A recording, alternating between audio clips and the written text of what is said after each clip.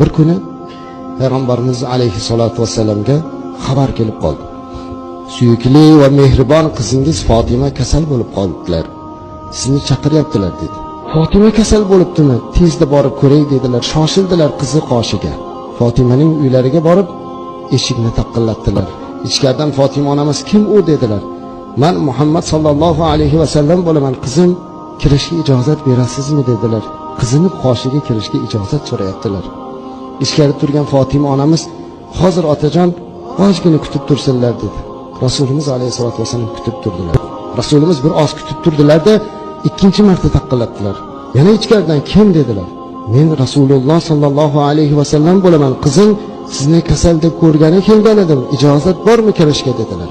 Fatima onamiz ozgina kutib turing otajon dedilar. Yana bir muddat kutdilar. Endi 3-marta taqillatgandan keyin ijozat bo'lmasa qaytib ketishlari kerak. 3-marta taqillatdilar. Yana kim degan ovoz eshitildi. Men otangizman dedilar.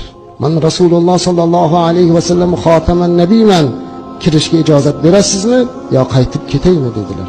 Ichkaridan hech qanday gap so'z bo'lmadi-da, Fatima onamizni o'qtin yig'laganlari eshitildi. Hayratlangan Rasululloh, "Qizim, nima bo'ldi?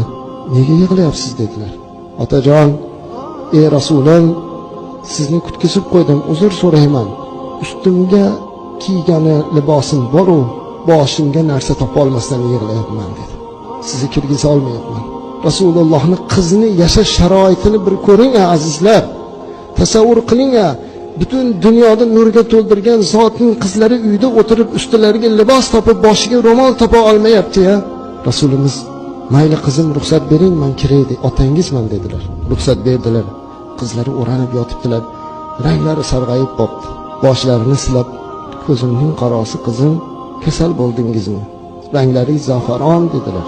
"Otajonim, qiblagohim, ey Rasulim sallallohu alayhi vasallam, siz meni Hazrati Aliga turmushga berganingizda Ali nimani olib kelsa yeng, olib kelmasa sabr qiling degan edingiz.